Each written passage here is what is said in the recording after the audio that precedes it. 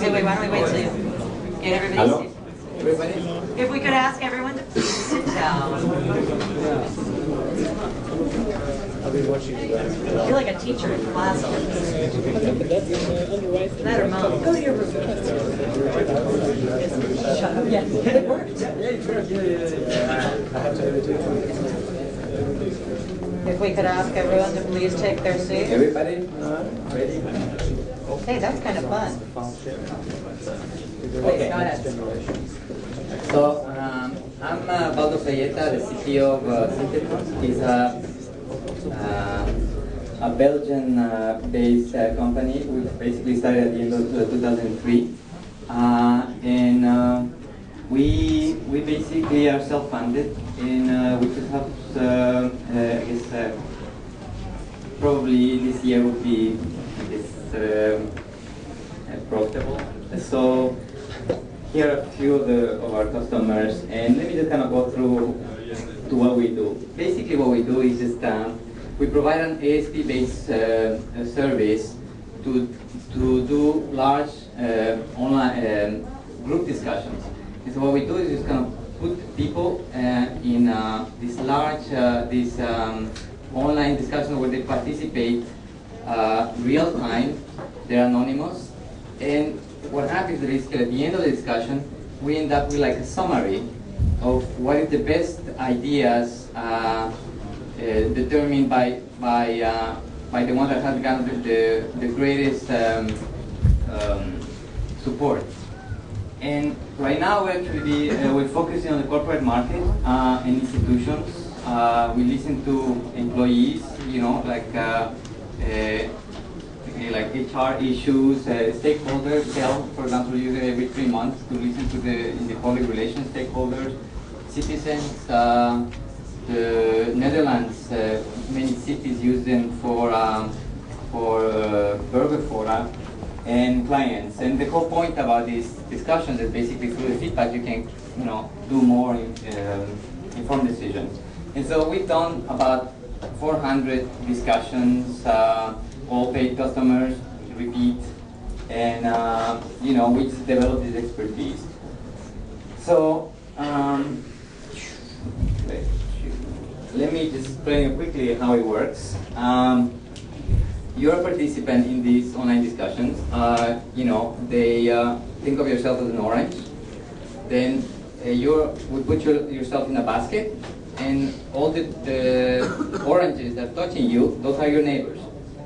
So what happens is whenever you give an opinion, only your neighbors, only your touching oranges will get that you know what you're saying. You know, these are chat, you know, a chat-like thing. They're just text-based, and they get to validate it to say, well, I agree or disagree. If most of the people in your local group agree, then you kind of start propagating through the basket. You know, from oranges far away from your local neighborhood. Otherwise, it just kind of falls away.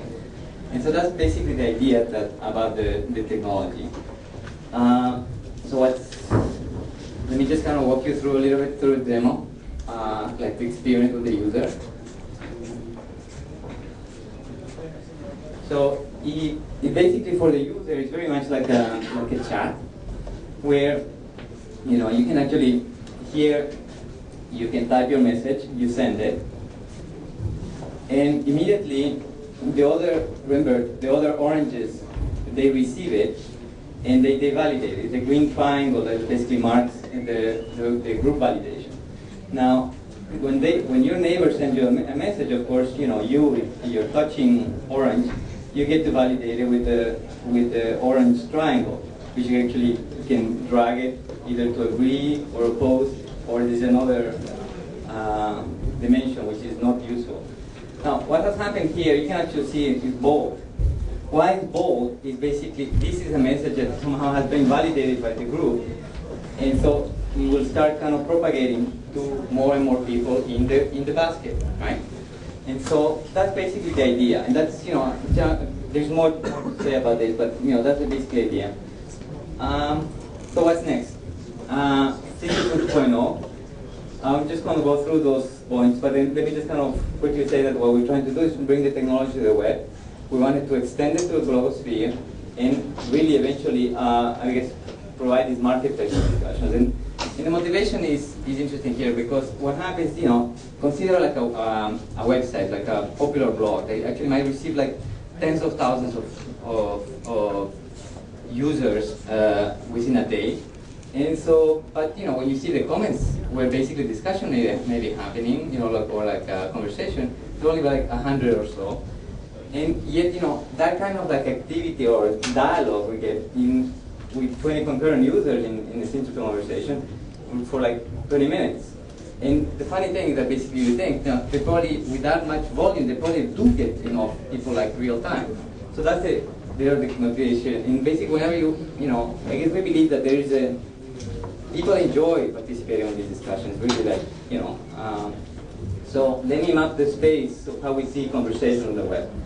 So on the left side, basically we can think of it of this, one dimension just basically between asynchronous and to real time, and the other dimension between the many participants and the few, right? So on the upper left side, large forums, news sites where there's discussions about news, Dig, those kind of sites. There are many participants, but of course they're all having this conversation asynchronously. Now, in the lower corner, we're still asynchronous. There's many bloggers, but each one within the comment section, right? They're having this conversation, but this kind of micro conversations happening, right? And although I may have actually conversations across blogs. Now, let's move to the real time side, and basically between using chat, IM, we you can have like a conversation with a few people, but of course it's unrealistic. Like I was saying, even though we support like chat-like things, we can actually support many people. While in chat, it breaks down after a few people. So this is the upper right side where we actually can support. We can actually support a scalable or interactive dialogue, right? So that's one of the points of how we plan to bring this to, we're basically working to kind of bring this to the web.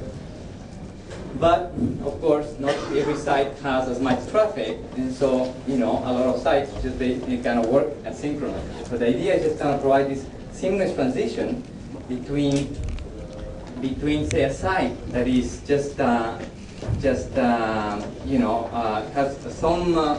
some traffic, where where the discussion might be like it might feel like the way we presented it, but behind the scenes might work a little bit like Dig-like. But as soon as there's like a critical mass, it will just move into this real timeness, right?